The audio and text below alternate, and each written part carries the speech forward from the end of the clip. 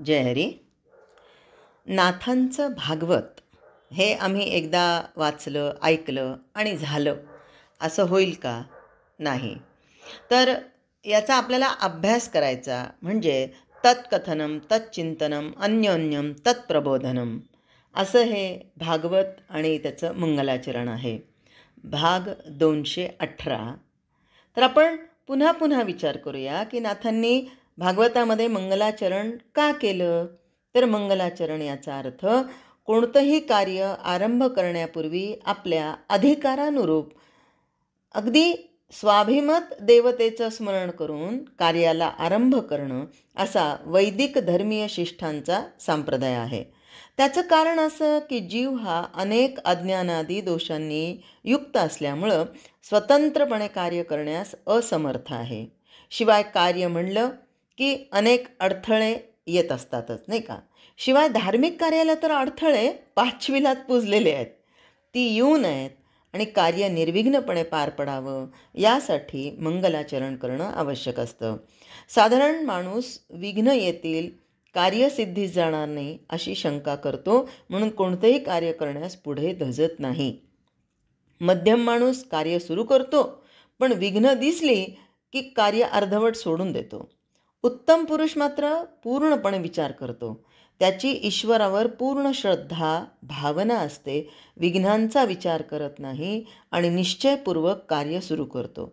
आणि शेवटी त्याला त्याचं फल यथारीती प्राप्त होतं. तात्पर्य काय? तर अधिष्ठानाशिवाय कार्यसिद्धी नाही, असा वैदिक सिद्धांत असून त्याप्रमाणे मंगलाचरणाची प्रभा आहेच. वैदिक सिद्धांताला अनुसरून समर्थ रामदास स्वामी देखील म्हणतात, सामर्थ्य आहे चळवळीचे, जो जो करील तयाचे, परंतु तेथे भगवंताचे अधिष्ठान पाहिजे, असं म्हणतात की नाही. याचा अर्थ मंगलाचरण करणं असाच आहे. मंगलाचे फल हे 3 प्रकारचे असते.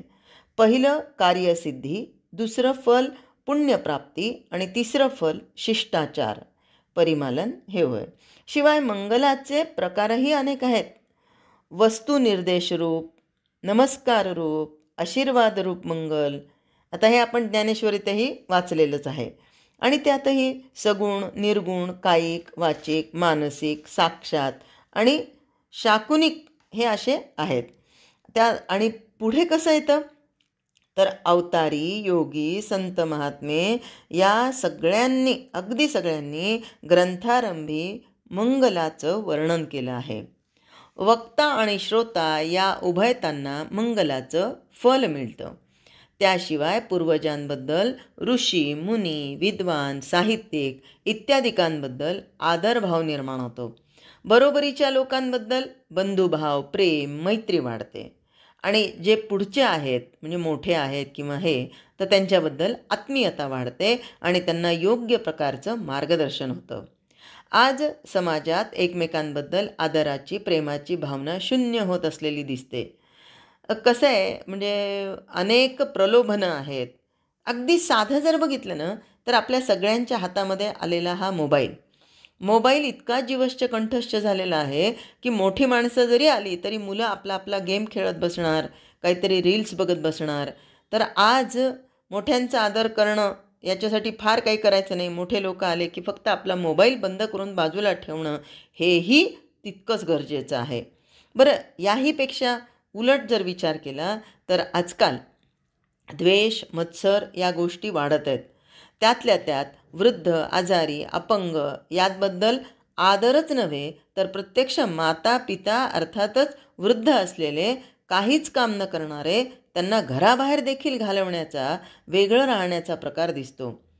आणि खरं तर जर घरातच वास्तव्य जबरदस्ती राहिलं तर चिडचिड, कुरबूर हे सगळं घराघरातून अनुभवायला येतं. अर्थात काहींचा अपवाद असेल, ही गोष्ट खरी. यासाठी मंगलामध्ये, म्हणजे सर्वच मंगलमय असल्यामुळं सर्वात मंगलांचं फल आत्मभाव, समदृष्टी, भूतदया ही वाढीस लागते. हाच ग्रंथकर्त्यांचा मुख्य हेतू असतो आणि याच हेतूनं नाथांनीही मंगलाचरण केलेलं आहे. आणि म्हणून आम्ही गणेशाला म्हणतो, समाप्ती प्रतिरोधक दुरितनाशोद्देशक यत्प्रवृत्तिविषयत्वं तद्मङ्गलत्वं. जय हरी.